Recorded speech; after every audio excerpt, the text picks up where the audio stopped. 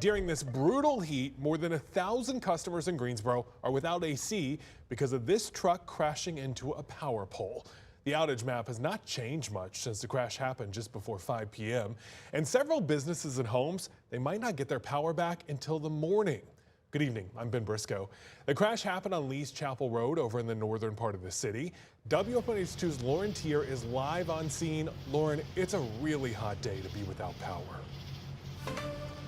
It certainly is, Ben, and that is actually the reality for more than 1,000 people in this area, all because of the situation that unfolded behind me. Crews are obviously continuing to work on this scene here where a semi-truck hits a power pole and took out power lines, causing major power outages in this area. Again, that does impact many people's ability to have AC in their homes and their businesses. But some are choosing to make the most out of a frustrating situation. We were watching the game and suddenly it just disappeared. In an instant, early dinner and a view of the World Cup halted at Santa Fe Mexican Grill.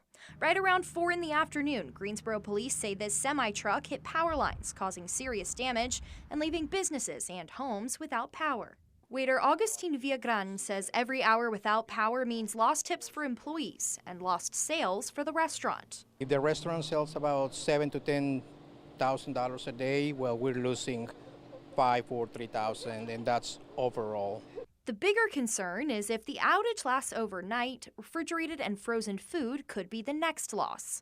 Just a few streets away, the outage meant a different kind of adjustment. I think we're going to toughen it out. When Greg Shepard's air conditioning stopped, so did the screens his kids usually reach for. But instead of sending them somewhere else, he's turning the outage into family time. Oh, Dad here loves that, so because we're going to have some good conversations. I told him we're going to read, and I'm going to tell him some ghost stories, some really good ghost stories. Shepard says before the family fun began, he was worried about a meltdown, but this time, not from the kids. They sent us one message, and then they sent us a second and said that we're going to be without power until tomorrow morning. So what I did was empty the ice maker just in case it melts, and it will melt. As of this evening, Duke Energy officials say they project the power could be back on by 6 o'clock tomorrow morning.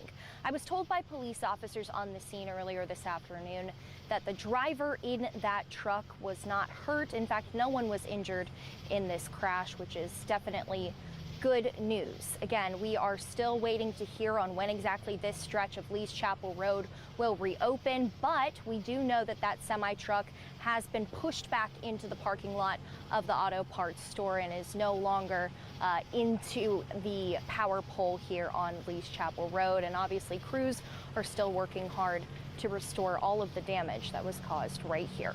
Live in Greensboro, Lauren Tier, WFMY News 2.